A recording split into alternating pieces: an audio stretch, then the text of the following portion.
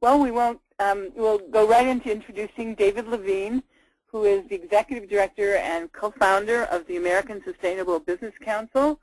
And I'm going to let him give you a brief overview of the council and get right into his presentation. And our title today is Businesses Changing Markets and Advocating for Policy Reform. So thank you, David, and take it away. Well, great, and thanks to the network for hosting today. This is a great opportunity that we're glad to share with you.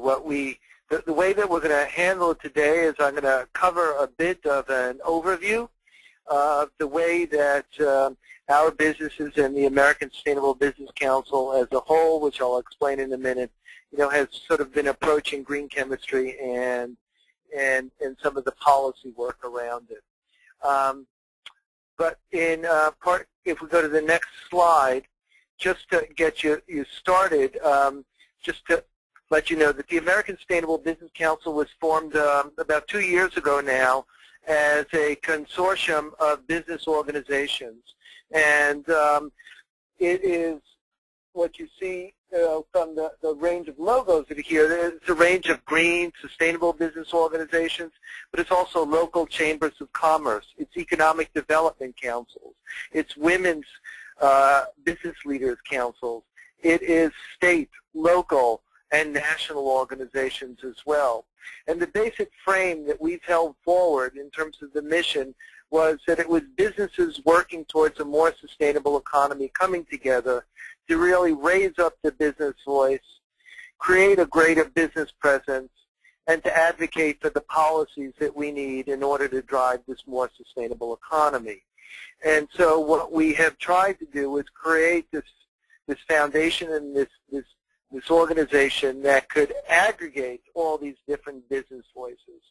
Because for us, the way that we saw policy dialogues taking place in this country, whether it's on chemicals or in any of the other issues that impact our economy, is that you have NGOs and others advocating what's good for the environment. You have others advocating for what's good for people, for the communities, and then a lot of those conversations get shut down because of the lack of business voices articulating the more sustainable direction here. And so what we've been able to do is over the last 2 years is build the council up. So it's now representing about 45 business organizations, which in turn represent over 100,000 businesses.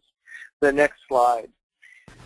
What we also have as a part of the structure is individual businesses that are really above and beyond some of the organizations they may belong to and want to raise their voices even louder and come to support the council and all of our work. So we have different working groups around this, around different issues, including our work around chemicals policy. Next slide. We really believe that it's important to look at the other issues that impact our economy. So when we look around and say, yes, we need to work on TSCA reform, on the Safe Chemicals Act, or on sort of Green Chemistry Research and Development Act, however, those specific pieces of legislation, what we're also understanding is if the national, state, and local budgets are depleted because,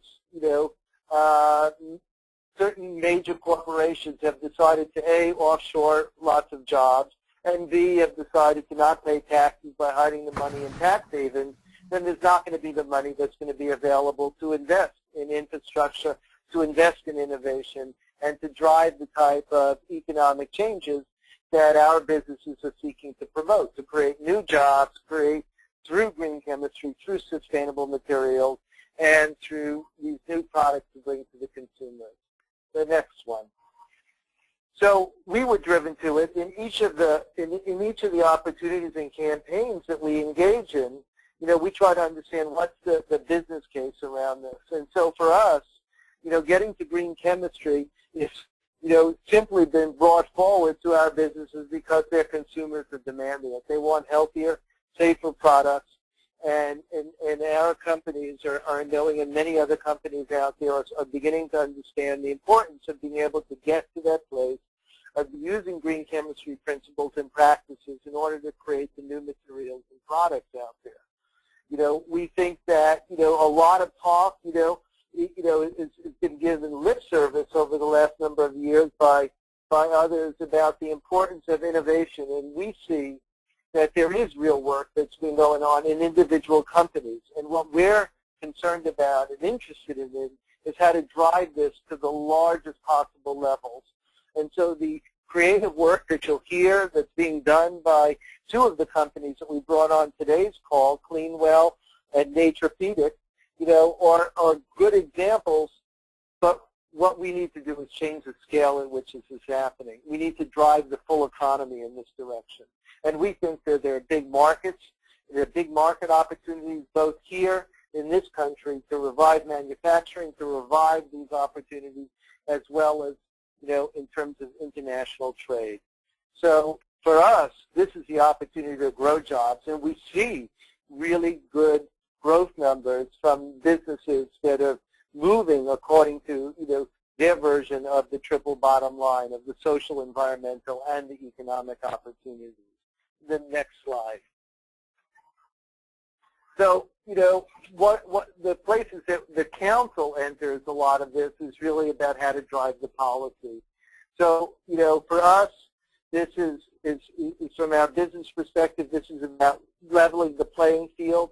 If our companies are investing and trying to do the right thing and use green chemistry practices and principles, cost them money up front. If other companies are not being held accountable for things like, the externalities, those extra costs that are being imposed upon the economy, on society, for us, it doesn't make it a competitive market. And so what we're looking for is for the policy to help create that more level playing field, to create a more predictable regulatory system, so that the chemical by chemical approach has not been working for our businesses or for most businesses that we know about. So being able to get a clear pathway and a picture, so it's going to invest lots of money and lots of time to create the new products, need to know, what's safe, what chemicals could we be using and throughout our supply chain, and how do we drive that forward. And with all of these are expenses, costs, and risks in dealing with hazardous chemicals that we think, by driving towards green chemistry use will help save us money in the long term, and certainly for society and the economy. The next slide. There are these other economic drivers, for our businesses that we've collected.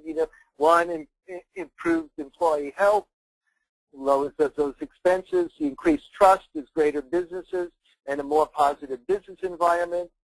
The transparency throughout the supply chain for us is something that we hear more and more consumers looking for. Not to be bombarded with every piece of information, but to have systems that they can trust so that they can understand what products they're buying and the potential health impacts of the like. So for us, the opportunity is really strong to create innovation and to drive green chemistry, but it's going to require, that sort of partnership between the public and private sector. So if you can go to the next slide.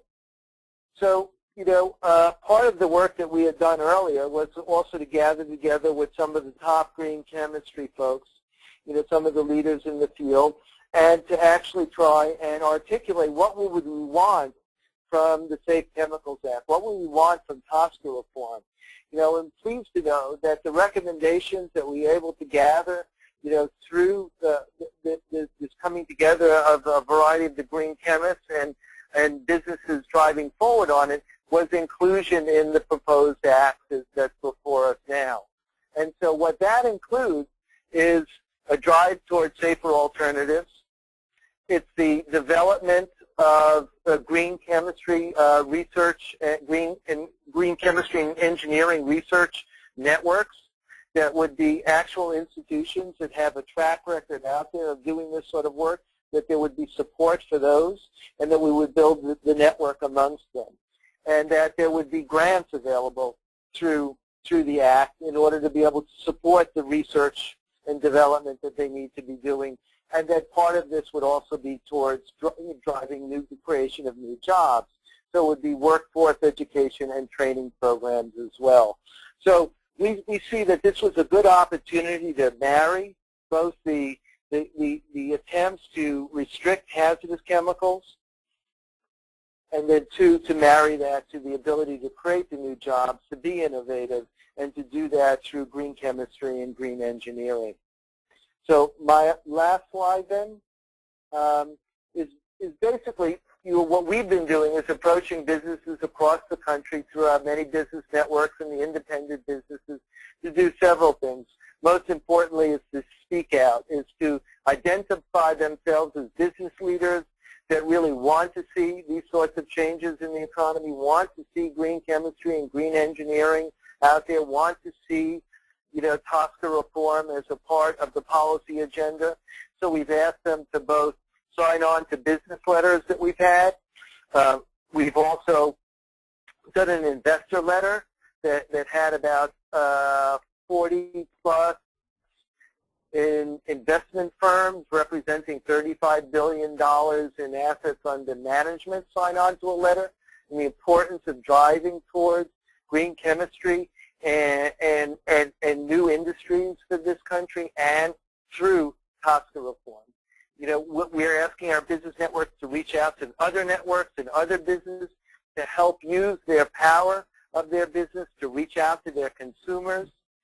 We're asking them to speak to elected officials. We're asking them to be visible in the media.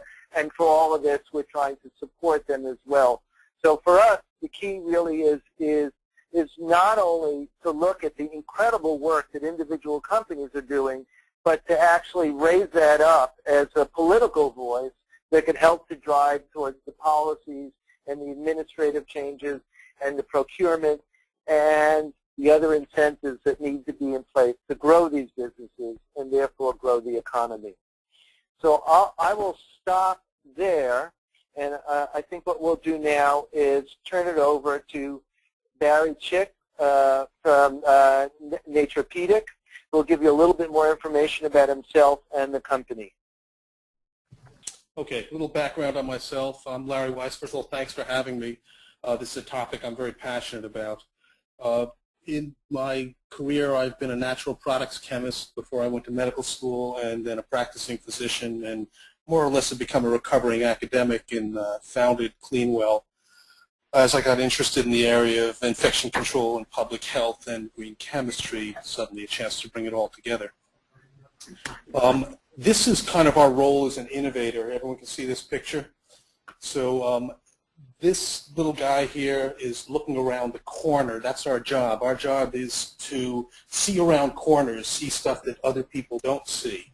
We can't really tell what he's seeing, but there's a problem about seeing around corners. Until you get there, everyone thinks you're crazy, and after you get there, they all think it was their idea. But it's an important job. This is where the new ideas are going to come from, and particularly in this area, you don't change the world by criticizing what other people are doing. You change the world by giving people safer and better alternatives to which they can migrate to. For those of you who haven't seen any of our products, this is some of the stuff we have in the marketplace. We play in two very highly regulated areas. The products on the sort of top, bottom, and left are under our Cleanwell brand, and these are antibacterial soaps, antibacterial wipes, and those are all personal care products, and a hand sanitizer on the bottom.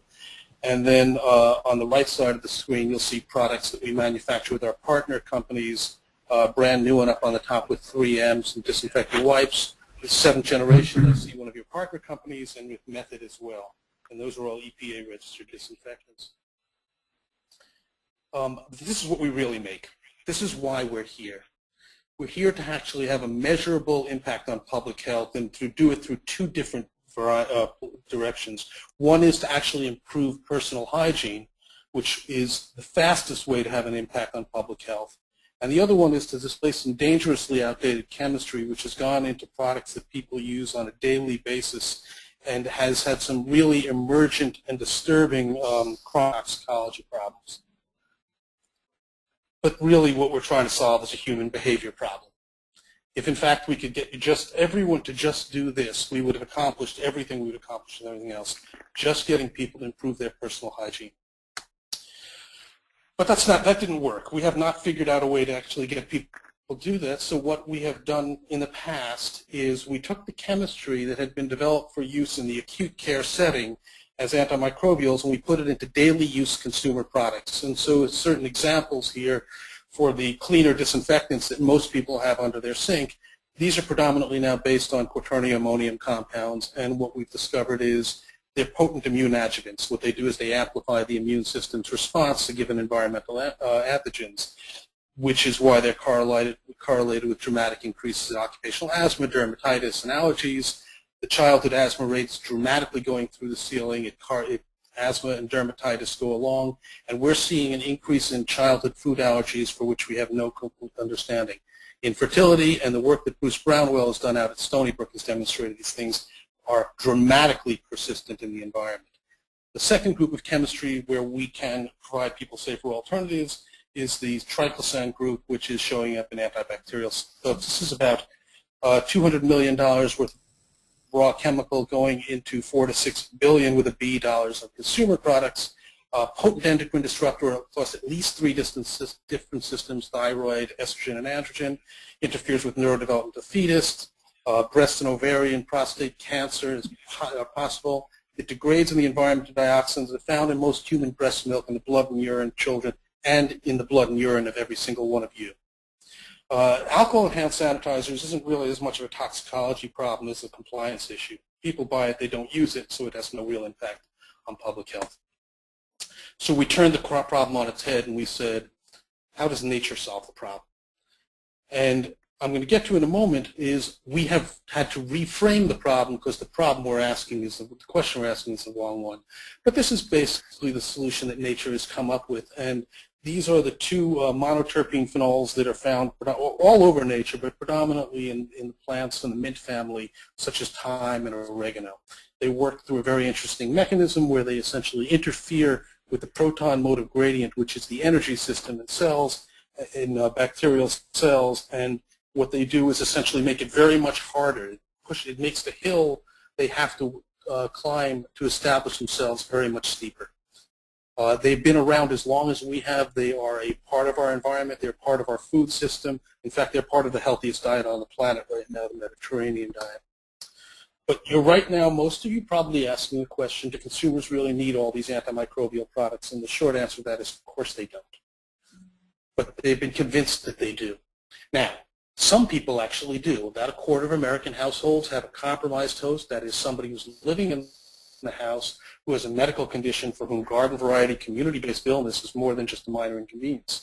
That includes all sorts of medical conditions which are increasing, including diabetes, hypertension, people who've gotten cancer chemotherapy, obesity, all sorts of things that we're seeing increase. So they actually do need safe and effective alternatives to keep them out of the grip of infection, which will send them into the acute care setting. What we need to do is change the metaphor. The metaphor everyone has been given is that we are at war with germs. That's another thing which is absolutely ridiculous. These are the images that, by the way, they don't look like that. And the war metaphor suggests that what's happening is these things are actually trying to get us, when in fact we live in a microbial world. In fact, we couldn't live without them. We are stewards, let me go back. We are stewards of these microbiomes that live on our skin and in our gut and in our airway, and they do things for us we cannot do for ourselves. In fact, if you look, every single one of you has at least 10 times as many bacterial cells in and on you, taking very good care of you as human cells.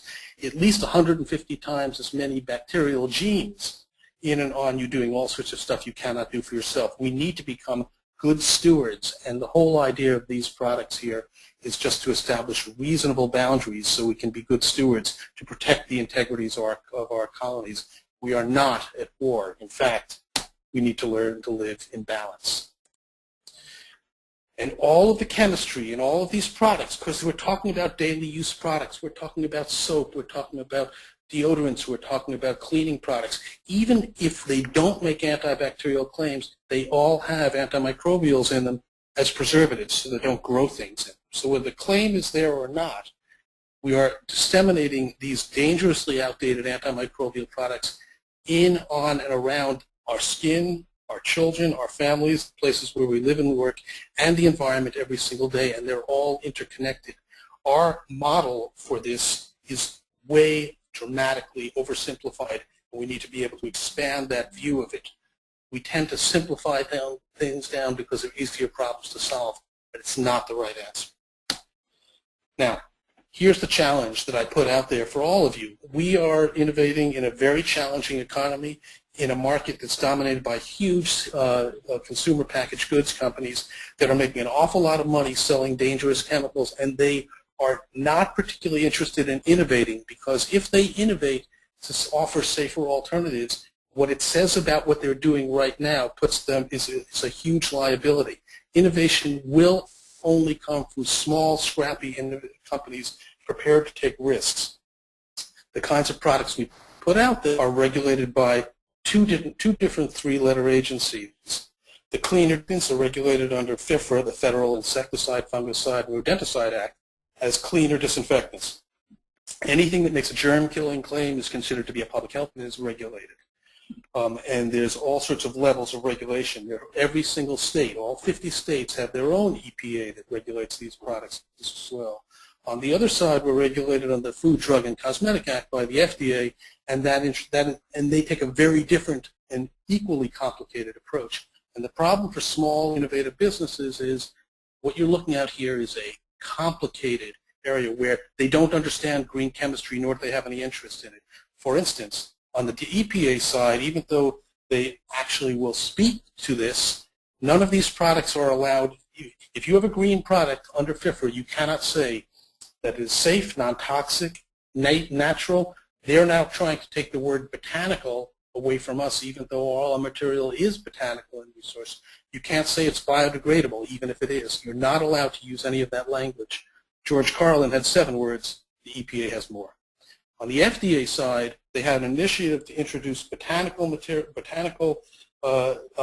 materials as drugs, not purified or not synthesized, but actual botanical materials. That's been around for 15 years. So far, 1 drug has gotten through this.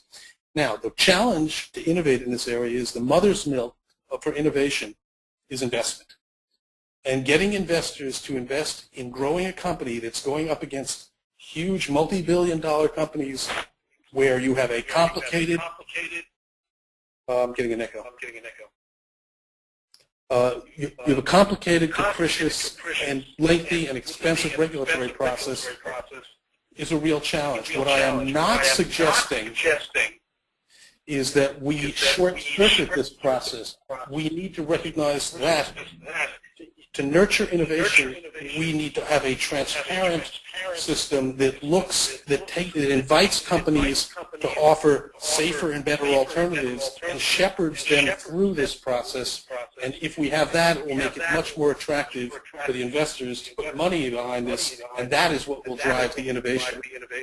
I have a very bright young intern here this summer from Mount Holyoke who's really interested in going into green chemistry, and the number of jobs that are available for her when she gets out is going to be the metric by which we will know whether or not we're successful. I'm Jerry Fick with Nature. I'm an environmental engineer, board certified for over a quarter century. I walked into a store about 8 years ago when my wife sent me to buy a crib mattress for our first grandchild. I realized that all the mattresses were made from materials that I was not comfortable with. And the stores had no options. And in fact, I found out that there were essentially no options anywhere in the U.S. So I realized it was time for a simple person like me to just stand up and make a difference. And that's what this is all about. Okay, let's start the slides. Next slide, please. Chemicals are pervasive. All right. Childhood disorders are being correlated more and more with chemicals. I'm seeing doctors who are finally admitting that there are connections. There are many studies out there. However, manufacturers avoid responsibility because they're innocent until proven guilty.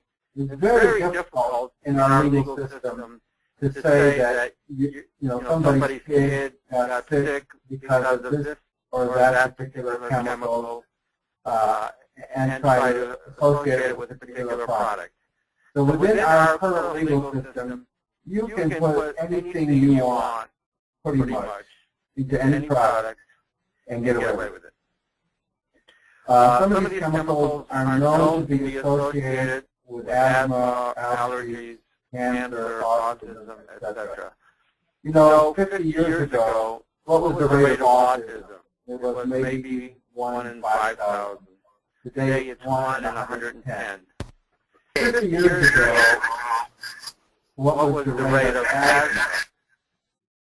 It was approximately, let's say, 1 in 1,000. Today, 1 in every 20 kids has asthma, or at least some degree of asthma. And then when it comes to allergies, do you know any kids today who don't have allergies? It's unbelievable. Now, those of us who have studied this know that it's coming from chemicals. We are approaching a point in society where there's going to be a huge backlash and revolution against toxic chemicals.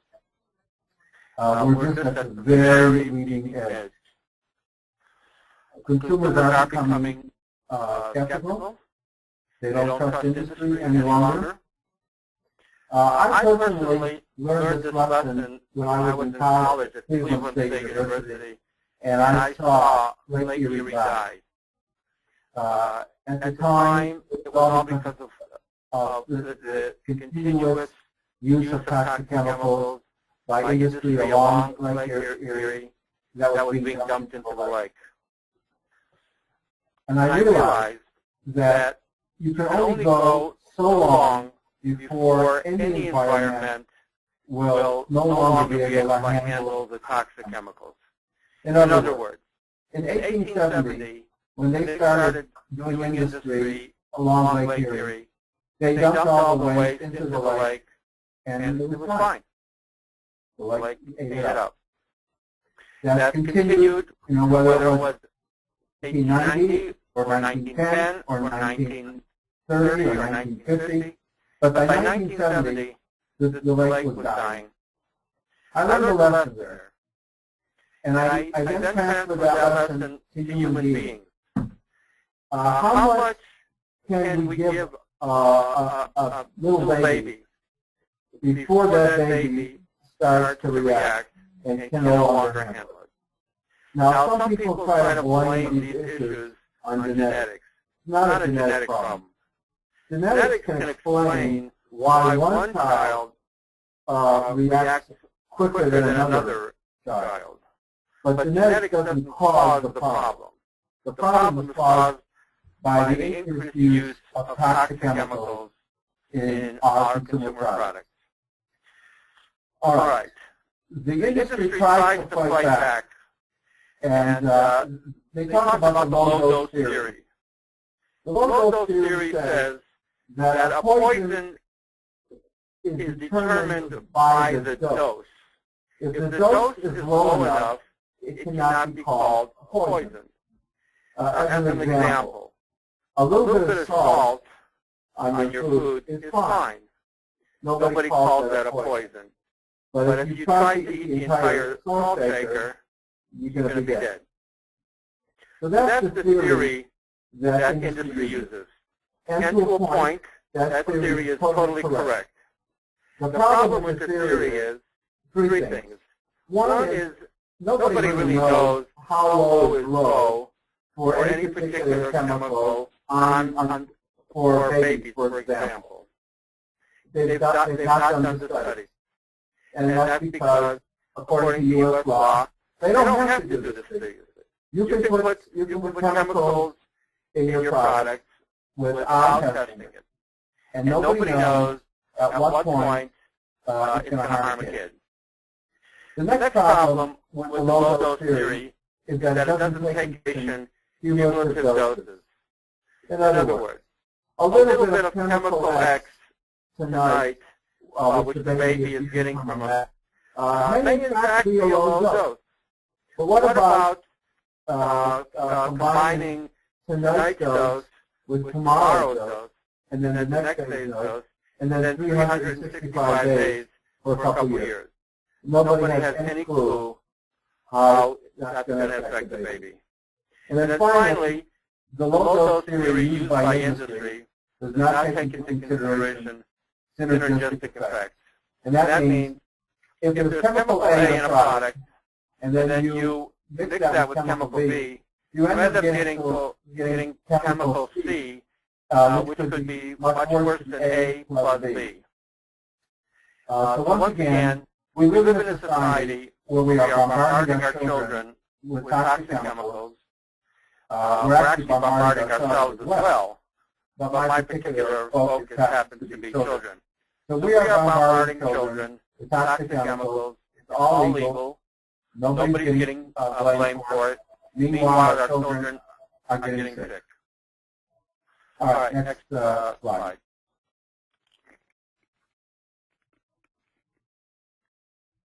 Experts are coming out with warnings, and I just pulled a few for you. I'll just read the highlighted parts. The first one is from the University of Rochester School of Medicine. We have come to understand that chemicals in the environment can cause a wide range of developmental disabilities in children. Next quote comes from the Children's Health Policy Review, the Environmental Working Group. Children accumulate up to 50% of their lifetime cancer risk by their second birthday. And that's unbelievable. There are no rules that will stop a manufacturer from putting a cancer-causing chemical in a baby's product. All right, next quote.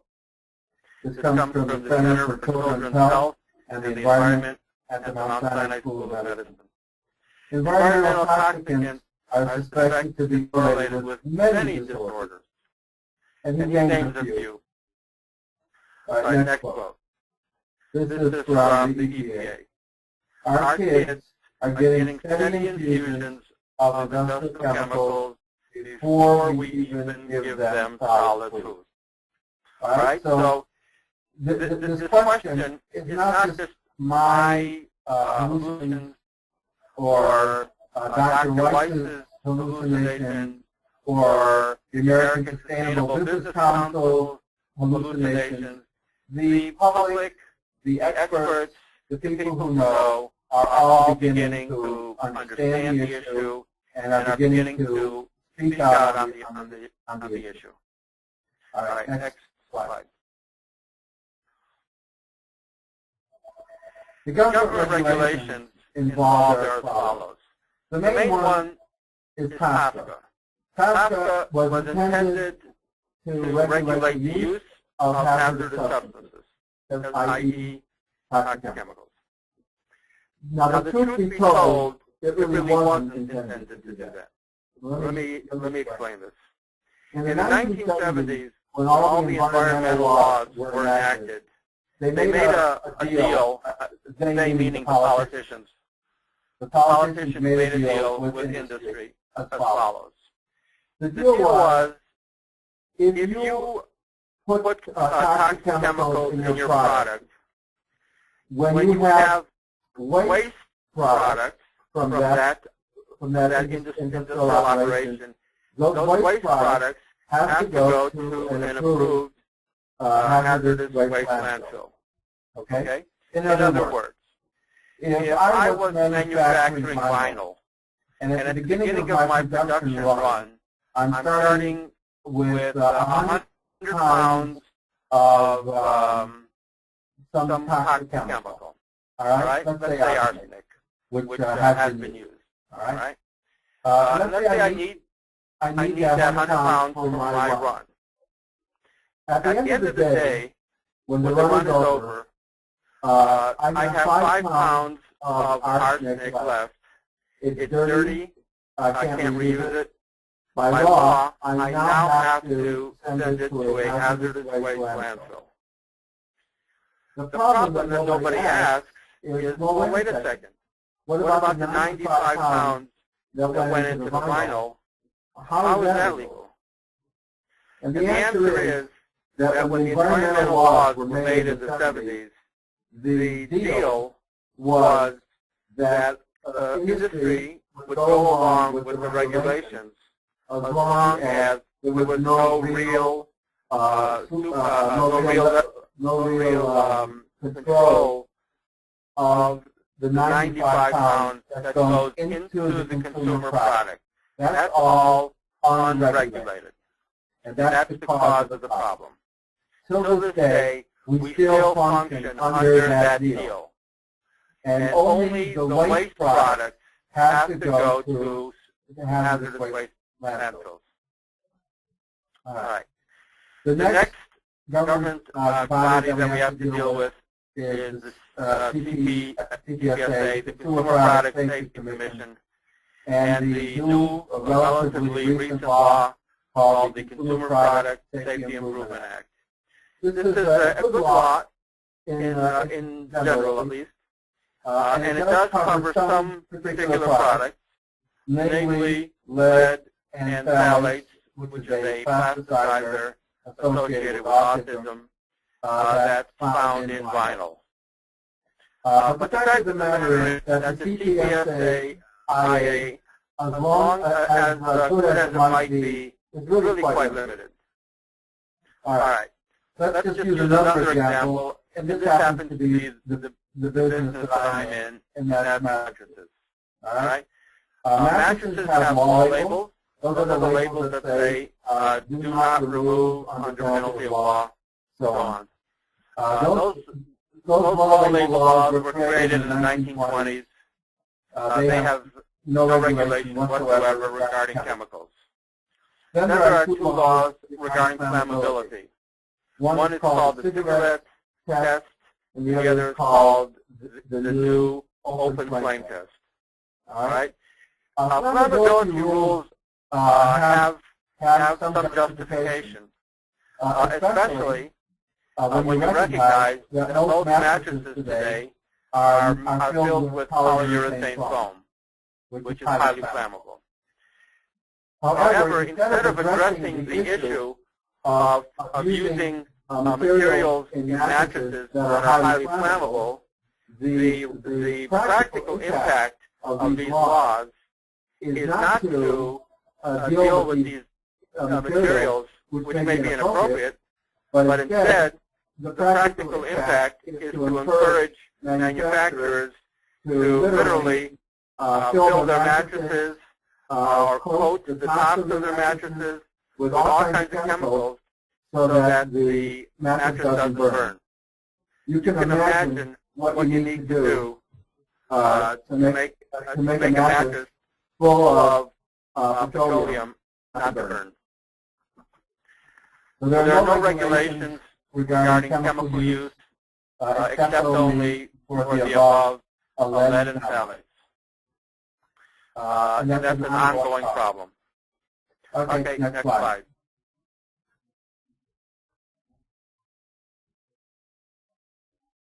All right, I've made this point already.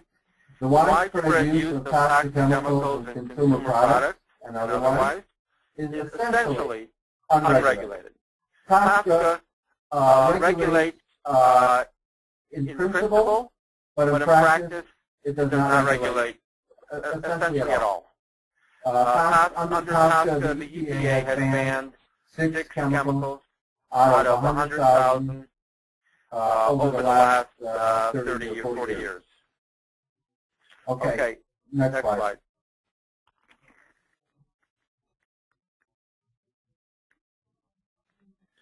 Here's some of the common materials that you'll find in a mattress. That's vinyl, biocides, PFCs. PFCs means perfluorinated compounds, which is the Teflon kind of compounds. Polyurethane foam, flame retardants, latex. Latex is an allergen.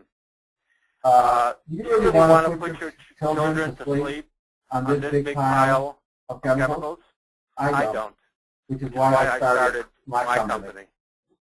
Now, most manufacturers really don't want to get away from these materials for two reasons. Number one, they're just used to doing what they're doing. And then number two, as Dr. White said in the previous session, they don't want to admit that what they're doing now is a problem. So what's going to happen if they came out and said, we have a new toxic-free product? They can't say that. Because if they said they had a product, they would be admitting that there were some problems with their previous products. All right, next page. Here's some healthier alternatives. And we work based on the precautionary principle, which is a very simple principle. And that is, don't do anything until you're sure you're doing the right thing. It's pretty obvious, but nobody wants to hear it. In our products, we have to use organic cotton fabrics.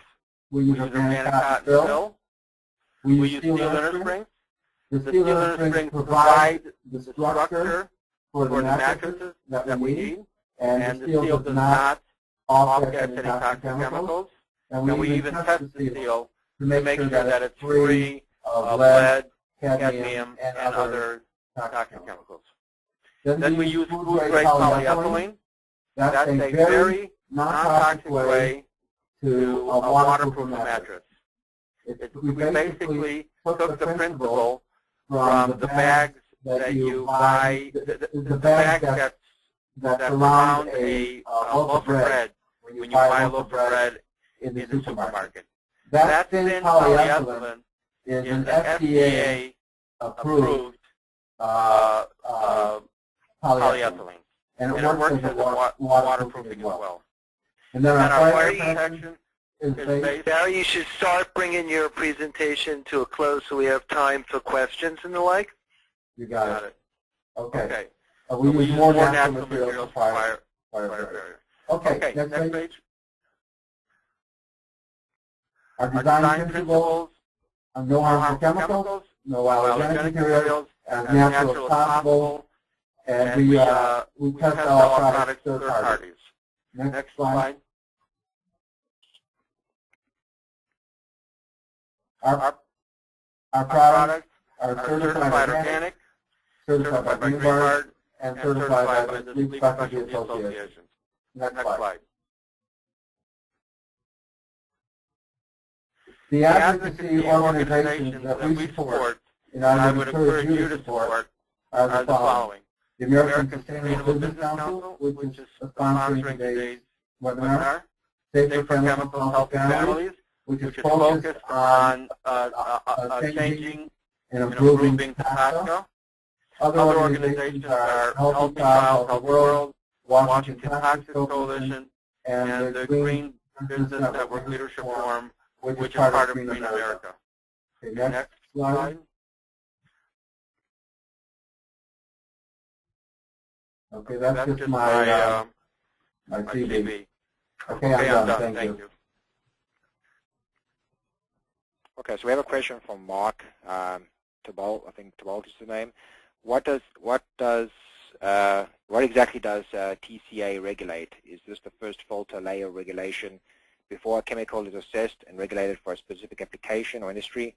In other words, would a new chemical need to go through TSCA and then be regulated by another set of regulations agency according to its application and use? I apologize, but I didn't quite understand the question. Could you summarize it? Basically, it's saying, what exactly is TOXA doing? And once something has been approved by TOXA, is there still another set of, regulations that, that would apply to its actual application and use? So what exactly is TOXA doing? Is it just the first filter, and then there's subsequent regulations based on specific applications and use? All right. For most products, TOXA is the only level of regulation. Basically, you fill out a form. If you have not done any testing, you indicate on the form that you have no knowledge of any problems. You send it in, you pay your fee, and you're done. And you can go ahead and manufacture the product. The way TSCA is set up, it's actually advantageous for the manufacturer not to test and not to want to know what the problems are. And this way, they get away with it, and TSCA is structured so that's permitted. Now, beyond TSCA, for some particular consumer products, there may be other regulations. But for most typical consumer products, there are no other regulations. The area where there are regulations would be those products that are covered by the Food and Drug Administration.